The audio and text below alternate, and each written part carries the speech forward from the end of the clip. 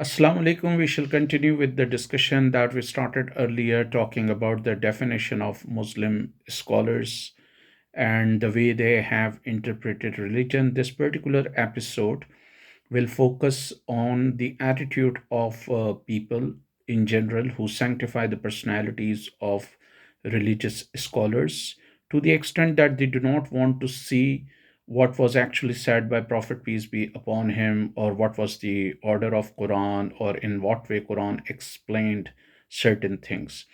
So if we deeply analyze these things, so in some instances we can find the advice of our so-called religious scholars to diametrically opposite to what Prophet peace be upon him has said, or maybe whatever may be the intention of Quran, or whatever may be the message of the Holy Quran. But before delving into that particular point, we would like to point out that for centuries Muslim scholars dominated the intellectual landscape of the Muslim world. Then what went wrong? Why Muslim world could not compete with the West? A number of people have written about it, and many point their finger towards Imam Ghazali and Abul Hassan Ashari. There was an English philosopher who believed that if Abul Hassan Ashari and Imam Ghazali were not there, Muslim world would have produced a lot of Newton and Einstein. There's an American scientist who claims that one third or one fifth of the name of the planets are in Arabic. And the Arabs and the Muslims made a great contribution towards the development of science and intellectual world. Roy Cassandra, another American scientist, also talks about the type of development and into intellectual discussion that used to happen between the intellectuals and philosophers of the Muslim worlds during its golden age. And at that time, we had translators or intellectuals coming from India, Jewish states or Jewish regions, Christian regions, sitting together, talking about different topics, making collective efforts for the development of science and philosophy. So some historians believe that it was basically the Asharite school of thought that, in a way, made that in a way strongly opposed scientific development and intellectual curiosity. And this school of thought firmly believed in sort of following instead of reasoning, although there are counter arguments as well. For instance, there are people who believe that these philosophers were not strongly opposed to intellectual world or reason. They would rather want the use of philosophy and reason for the sake of religion, and they wanted to determine the boundaries of this intellectual world. Ghazali has widely been blamed for the sort of demise of intellectual curiosity in the Muslim world. And many historians and some scientists even have claimed that he declared science, devilish or the work of evil. And he also opposed philosophy. He wrote against philosophy, but there are others who believe that he just wanted to show the limits of philosophy. And he was in favor of using philosophy to prove the existence of God and to prove the truthness of religion. But by and large, there is a consensus that basically Ghazali and Abul Hassan Ashari were the guys who, in a way, contributed to the decline of intellectual, ascendancy that Muslim world had witnessed. And then Ghazali was also appointed as the administrator of Madrasa Nizamiya, that is believed to have been created by Nizam al-Mulk Tusi. And there are some political reasons as well. Some people believe that during 11th and 13th century, and before that even 10th and 9th century, since there was a lot of intellectual discussion. So that opened the doors of criticism as well. And there came a certain time back when nobody was above the criticism. So one of the Abbasid caliph believed that because of that criticism and discussion, there were even questions on the powers of the caliphs as well, on his authority, and that led to different mutinies or insurgencies or rebellions against the central authority. And of course, Imam Ghazali is believed to have said that he was also in favor of accepting the authority of the caliph no matter what. And some people believe that he said, even if a caliph is not rightly guided, he should still be followed. So when we look at the writings of these people, uh, according to critics, they fly in the face of the claims of these very philosophers or intellectuals or so-called scholars, that they are close to the teaching of Holy Quran or the saying of Prophet peace be upon him.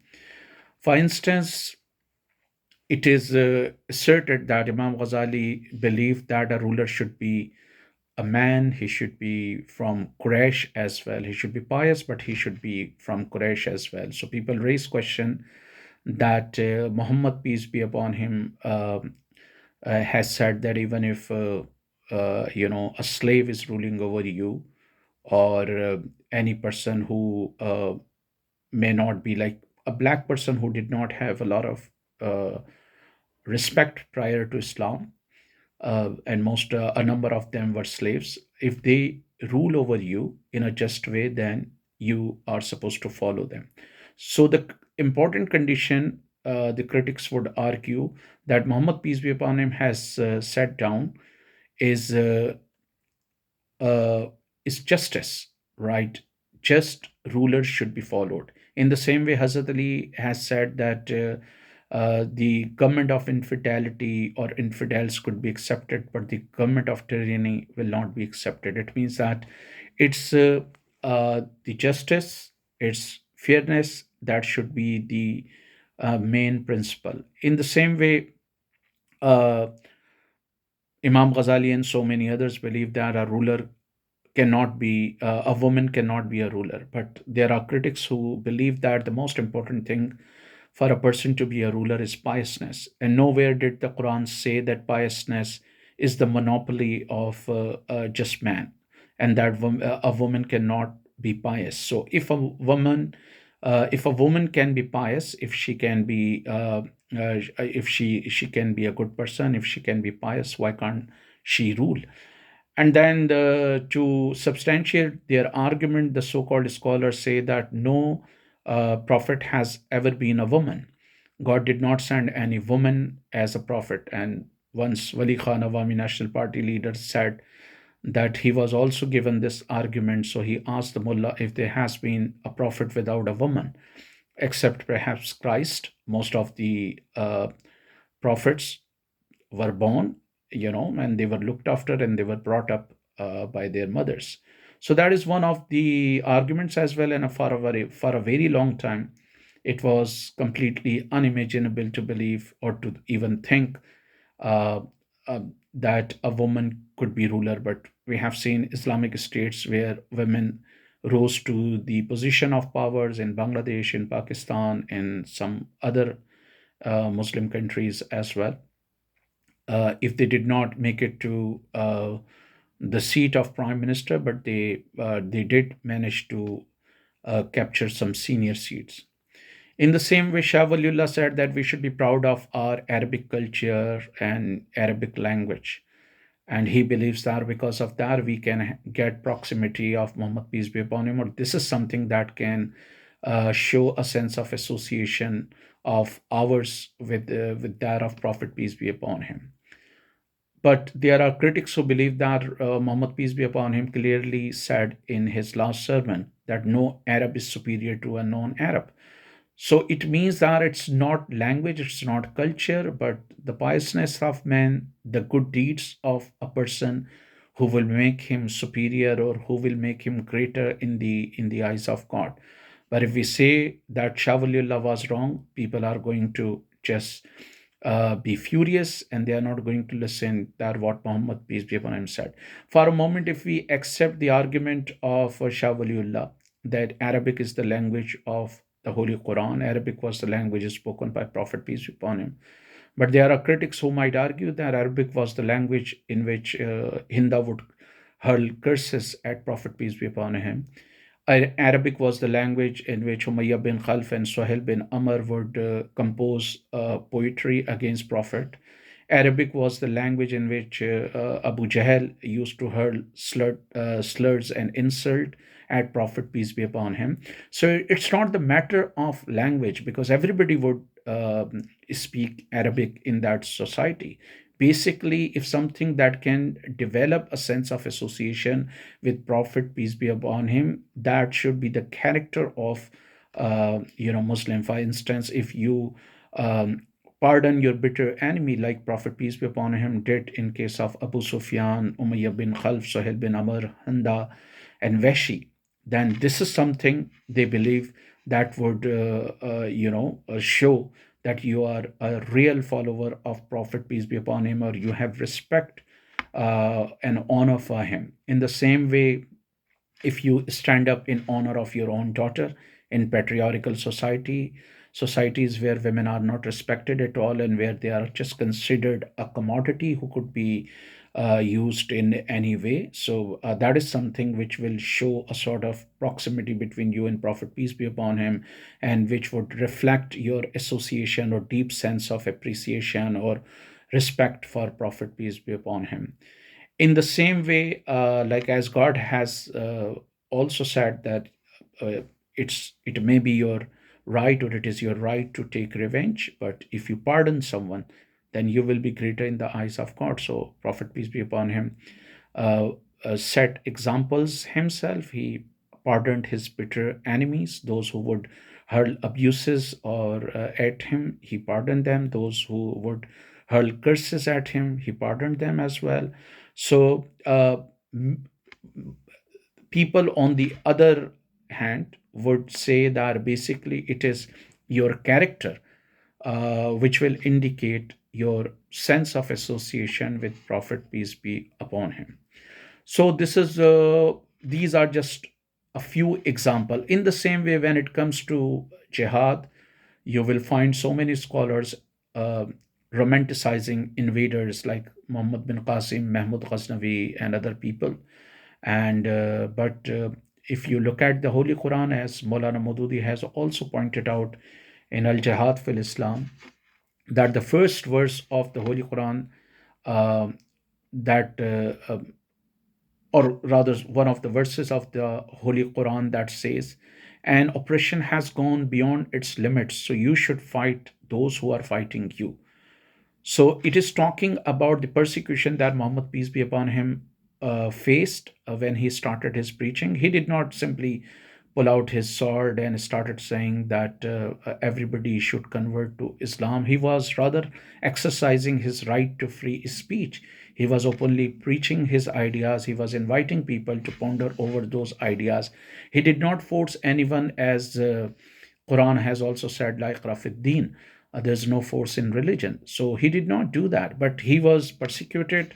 There were conspiracies hatched by the people of Mecca to eliminate him, and he was persecuted in every way, and then he had to migrate. So he was just exercising his right to free speech.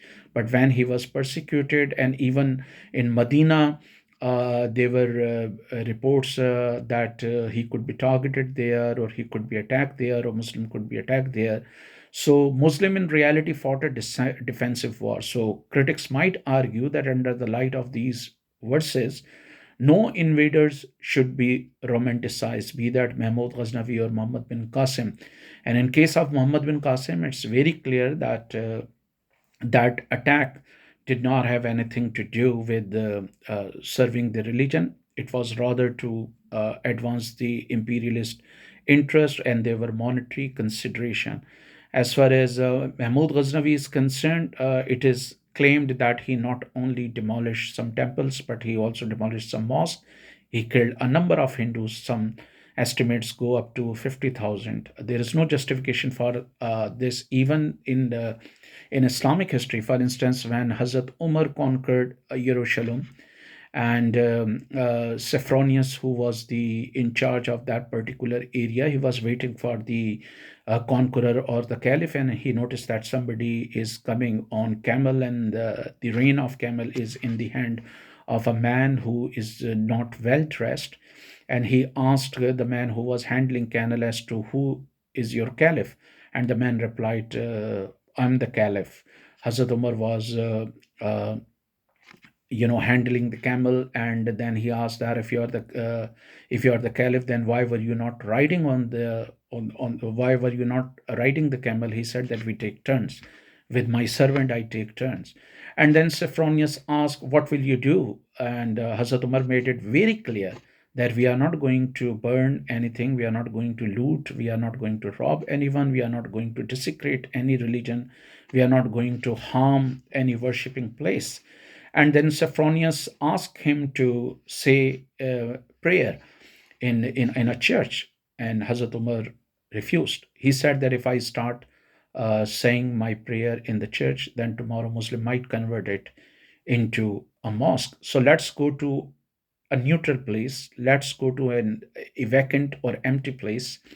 And then it is stated by historians that the both leaders went to a particular place which was empty. This is where they said their prayer, and this is where one of the mosque was established.